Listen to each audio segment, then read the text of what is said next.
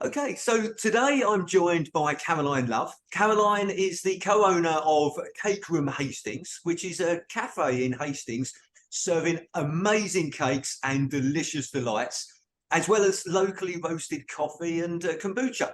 So welcome, Caroline. Thank you very much. So Caroline, tell us a little bit more about Cake Room Hastings. So it was started off in 2017 by the previous owner, and she sold it to us beginning of July. So we've been there for about 6 weeks, really. So yeah, it's all locally made sandwiches, cakes. I mean, it is obviously mainly cakes, being called the Cake Room.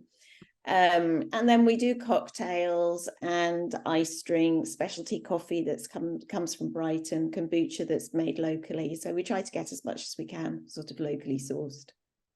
Fantastic. And tell me a little bit more about why you started your own business. Why did you decide to go into business? And also a follow-on question to that is, why this particular business?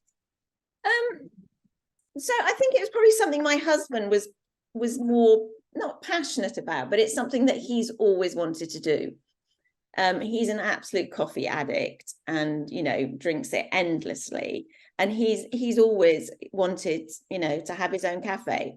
And, I've sort of got into the swing of it with him from that, really. And yeah, so 6 weeks in, we're absolutely loving it. It's, the place is fantastic. It's got a really nice vibe. We've got lovely, sort of loyal customers. And yeah, we're just really enjoying it. And was having your own business something that you always wanted to do, Caroline? No, I mean, there's always that fear factor, isn't there? That, you sort of think, yes, it would be lovely to do it, but then there's that, oh, can we? Or, are we good enough? All of that sort of thing. And since we moved back we were living in Egypt and we moved back here about 3 years ago. And we were going to start off something. As soon as we got back, it all fell through at the last minute. We both got different jobs because basically we needed to earn money. But the dream has always been sort of loitering there. Yeah. And so we just decided to take the plunge. You only live once. You can stop being scared of doing it and just actually get on and do it. What's the worst that's ever going to happen? Yeah. Is we lose a bit of money, we have to resell the business. I mean, to me, that's the way you end up having to look at it. It's just like, what's the worst that's going to happen? No, absolutely. And then I think there's a great book which is Feel the Fear and Do It Anyway. Yeah. I love that sort of that book and that sort of saying, feel the fear and do it anyway. Yes. And I think that's a great thing to do. Is we've always got to be aware of the consequences of things that might happen, but focus on the positives. Okay, yeah. Right. We know that's... And also stop listening to everybody to a degree. Yeah. Because that's what I certainly did. As I was, and everyone was like, oh, it's too risky, and oh, it's not the right, and in the end, you just have to say, I'm going to do it. Yeah. No, exactly. And that's yeah, look, that's, I think, actually going for it, taking that action. There's a lot of people in this world that actually will talk about, I'd love to have my own business, I'd like to do it, but don't actually do it. And taking that first step, that action, is a great thing. And any particular reason why you chose Hastings as a location, Caroline? Well, if I'm completely honest, which I'm a bit embarrassed to admit, but when I was sitting out in Egypt, I was pottering around, and in the background was, one of those programs, Escape 2 or whatever it was. Yeah. And I think that people were moving to Brighton, and they said that there was another area near Brighton that was cheaper and it was similar and blah, blah, blah. And that was actually St. Leonard's. Okay. And Khaled and I, my husband, were both scuba divers. And so the sea was really important. Mm-hmm. And we always knew that if we, moved back here, we would want to live by the sea. And so that's pretty much what drew us here. And I love it. It's a fantastic area. Yeah. It's lots of small businesses. It's really welcoming. People can just be who they are. It's great. Okay, no, and I agree. It's like, great location. So Caroline, you in terms of your business, what's the main focus for it? Because there's quite a few cafes in and around Hastings. I think must be 70 plus sort of cafes. So what's the focus? What makes us different? Yeah. So I mean, we bake everything we bake all the cakes and everything on site. They're not bought in. And I suppose we just try to lift it that little bit higher. So, the coffee's just a little bit better than, some of our surrounding, cafes. We try to just put that extra little touch. So if, I don't know, we're giving somebody a croissant, we warm it up and then we give them some berries and some, do you know what I mean? Just those little touches that we hope make a slight difference, and also try to be as friendly and welcoming as possible, because I think that's important if you go to a cafe. Yeah, you're absolutely right. I think two great things that you've highlighted there, Caroline, is one, those little bit extras make a big difference. Yeah. They really do, and they shouldn't be underestimated. And secondly, particularly in the hospitality industry, service is everything. It absolutely is. And look, I was looking at the reviews on on the the Cake Room at Hastings, and there's some great reviews there. And you got 5-star reviews on TripAdvisor, etc., which is great. So you're obviously doing some things really, really well.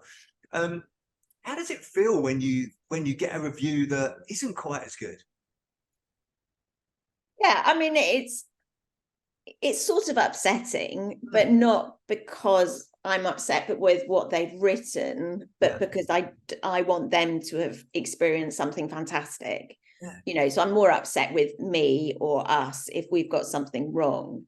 At the same time, I think you have to accept that you can't be everything for everyone, and there are some people that just aren't going to like what you have on offer, and that's absolutely fine too. But if we get a bad review because we've done something wrong, then it upsets me in the nicest possible way, because I want to make sure it doesn't happen again, or you learn from it, or you try to make sure it doesn't reoccur. Yeah, that's a great way of looking at it, Caroline. I mean, there's something that I coach my clients on, which is about being above and below the point of power. And if you're above the point of power, then you take ownership, you take accountability, and you take responsibility, which is exactly what you're saying you do for those reviews that perhaps weren't as good as the 5-star ones that you've normally been getting. The opposite to that is being below the point of power, which is actually blaming other people, making excuses and being in denial. So that's fantastic what you're doing. You're being above that point of power, saying, right, okay, it's down to us. What do we need to change? How do we need to do things differently? What can we do better? So yeah, great approach. Good. I like it. So Caroline, in terms of your business, how would you like to be known in Hastings? Best coffee shop around. Right, okay. And the best cakes, obviously. Absolutely. So you want to be up there in terms of the I want, we're lucky we have a good, strong, loyal customer base. You want to keep on improving that, but giving them what they want, but extending it, making it bigger. Yeah. Okay. And do you have ambitions for growing Cake Room Hastings? Would you like to have other locations, or is it actually I think we'd like to grow what we've got, in that one of the things that we're thinking about doing is a sort of grab and go type product, so that if people don't want to come in for a cake, they can get a takeaway and then just pick up something as they're leaving, that sort of thing. And also, one of the things that we've just introduced actually is a sort of savoury cheesecake. So to try and keep, the difficulty is that you want to maintain the fact that you're the cake room and you know who you are, but we would quite like to just expand that offer a little bit, to maybe bring in people who, you know, cakes aren't necessarily their thing, or they might want something for lunch, you know, rather than having a piece of cake. And we do some fantastic sandwiches, but we just thought actually a sort of savoury cheesecake it is, you know, quite a good thing to start offering, and it's gone down really well. Some people are a bit like, oh, that's weird, but actually when they try it, you know, they've loved it. I'm gonna have to pop along and try that now. So you've tempted me. Okay, so look, you're fairly early on in this business that you're in now. So what challenges have you experienced so far that perhaps you didn't expect, or indeed you did expect, and you know, and what have you done about those? How have you overcome them? I suppose a lot is, some of it was sort of just learning how the business goes and getting it up and running. Or, you know, I mean, the previous owner was very kind, she was very generous, we did a bit of a handover period, but that first day when it's yours, you know, I mean, that was quite a big learning experience. The actual physical skill of just making a decent cup of coffee, you know, was an actual skill to learn. I don't drink coffee actually. So, you know, so I was making it, it was like, can you try, is this okay, you know, and just actually learning how to make a good cup of coffee. And I think also for Khalid and I, just learning, you know, we're lucky we get on very well, but just learning how to work together, you know, what our strengths are, not trying to control everything ourselves, but just giving the other one space, you know, to do their own bit, you know, and it's things. And we do actually fall into quite a good divide, as in Khalid's really into the coffee. He's got a degree in accountancy, so he's doing what I think is all the boring bits, you know, the books, the money, you know, all of that side of it. And then I'm much more the sort of front facing, the social media, you know, all of that aspect, which he doesn't enjoy. So it's, from our point of view, it works quite well, but it's just trying to let go of those other bits and admit that you don't know everything about that aspect of the business. Yeah, like there's some really important messages there, I think, because, like, you know, the first thing I think there is enjoy working with people that you enjoy working with, if you see what I mean. But secondly, that division of who does what, and it's you know, it's particularly, you know, and by the way, I work with my wife as well, so okay, you know, we've got a sort of similar sort of experience there, but it actually, it's also the case in other businesses as well, of having absolute clarity on who does what. Yeah, of actually sort of saying, okay, well, that's your job, that's my job, I'm taking responsibility for that, you're taking responsibility for this.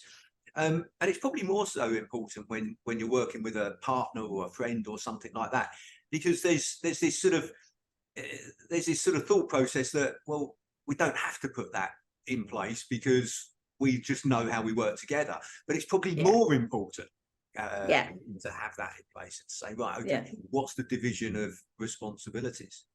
And how do you find, you know, working with your husband, how do you find the balance of having the business but also separating that from your you know, your personal life?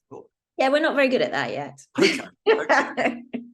You know, I mean, we were saying the other week, we need to try and just make sure at least one day we do nothing to do with the bit, you know, because we're open 4 days a week at the moment. You know, the other 3 days we're always doing something to do with the business, and we need to at least take one of those days and just say, no, you know, let's go off and do something, you know, just have a day when we're not even thinking about it. And say, I'm not going to beat ourselves up about the fact that it's not happening yet, because it's still an early doors business for us, and so there are aspects of it that we're still catching up with. But I think in a month or something, we'll, you know, it would be really important that we just make a division and we don't always talk about work.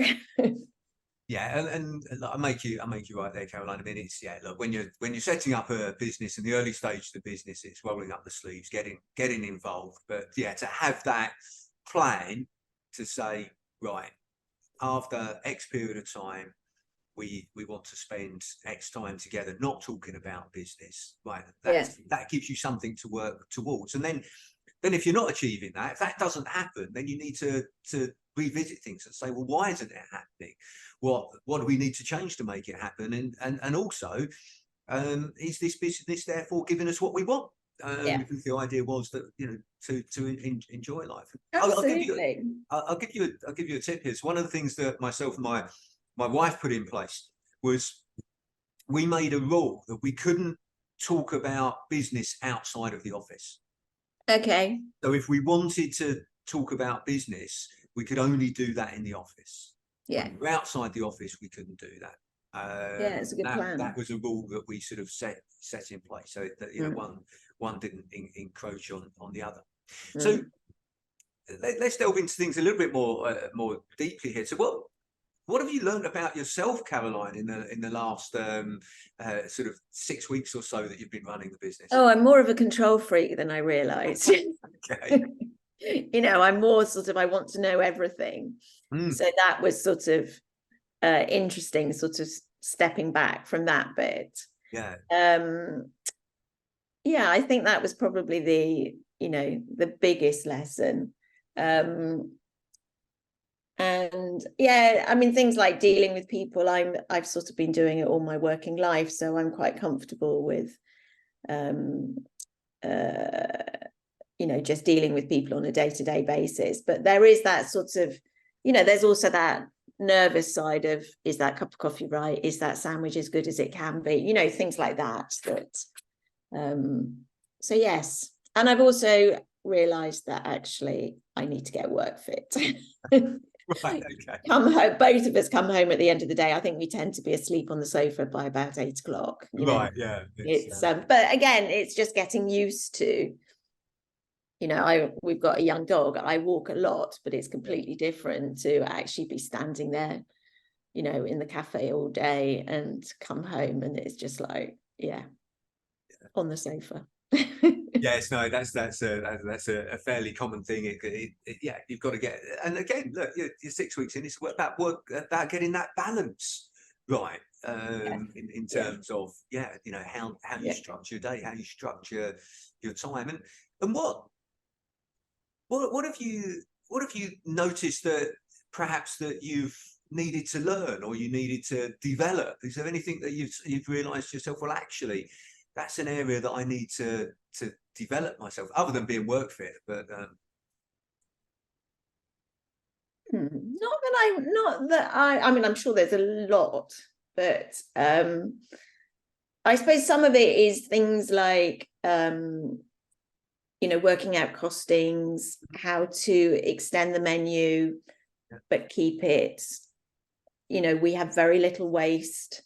You know, I would love to start doing things like salads and things like that, but at the same time, to begin with, I know that there will be quite a lot of waste involved, and I don't want that to happen. You know, so it's things like that, and then it's being, you know, so things like the savoury cheesecake that we introduced. The first week, you know, we didn't sell very much of it, and then it slowly grew. And it's just being able to hold your nerve. And if you introduce something new, just accept that it's going to take a few weeks for it to kick in. Yeah, okay. So, you know, it's things like that I do need to learn more on. But we're lucky, we've got a great baker that works with us. And so, you know, he's been there for about 5 years. Right, okay. You know, so it's not me having to do, you know, all the food. So there's that, I guess, you know, what I've sort of picked up from that is perhaps a little bit of just patience in terms of saying, okay, yeah, look, this isn't going to happen overnight. We need to, you know, we need to work on this, and it's, you know, but also I guess the other thing that's linked into that is also having that ability to make that decision of saying, right, we've tried this, we've given it a go, actually, no, we've got to change our tact, Yeah. or in using your savoury cheesecake, right, we've given it a go. It has worked great, let's stick with it. Or it hasn't worked, right, what do we do now? Do we change it? Do we tweak it? Did we Absolutely. market it right? Did we promote it enough? Those type of things. Yeah. Okay. And the other thing that always amazes me is that there seems to be no rhyme or reason to what sells one week to the next. Right, So, okay. you know, things like last week, suddenly everybody was having their drinks with coconut milk. Right, okay. And we'd hardly sold any coconut milk, you know, the odd one or two. But then suddenly last week, I think 50% of the people probably were saying, can I have it with coconut milk? And then over the weekend, suddenly everybody wanted hot chocolate. And that I don't understand. You know, Yeah. why are there these sudden, like, everybody wants something specific? It's not that we've posted anything. Yeah. You know, maybe there's something in the media, or, you know, I don't know. Possibly so. I mean, I guess everybody wanted a hot chocolate, bearing in mind the weather that we had at the weekend. But yes, yesterday was quite nice here, and there was, you know, loads of people. You know, so I don't get it. no, absolutely. No, it's sometimes there isn't any rhyme or reason, and yeah, you just have to go with the flow. So Yeah, and be prepared. yeah, absolutely. Yeah. So what would you say to anyone thinking about going into business, Caroline? What would you? Oh, do it. Okay, yeah, like it. Don't listen to everybody. Just follow your dreams, follow your heart, follow your instinct, trust yourself, do it. Great advice. I like that. So just do it. Follow your instincts, trust your heart, and just do it. Yeah. Yeah. Yeah. And work out what the worst thing that's going to happen. You know, I think that was a real sort of security blanket almost. It's like, look, what's the worst thing that's going to happen? Yeah. And you know, other than maybe a bit of reputation and you know, as in personal reputation of got a battering or something, but you just have to, you know, go for it. I think in life I look at three categories of things. There's things that you can't control. There's things that you can influence, and then there's things that you can control. Yeah. So actually, don't worry about the things that you can't control. Focus on the things. What Khalid says all the time. Yeah, there you go. It's, you know, and it's focusing on those things.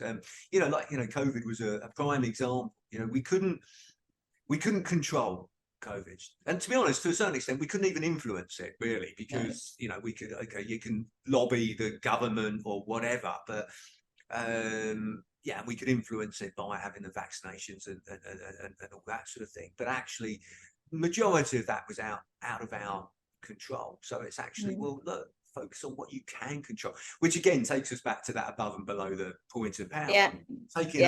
Taking accountability and taking responsibility. So a question that I always like to ask everybody that I speak to, Caroline, is what's the best advice that you would give an 18-year-old you? So if you could go back to when you were 18, what advice would you give yourself? Learn how to communicate with people, learn how to talk to people.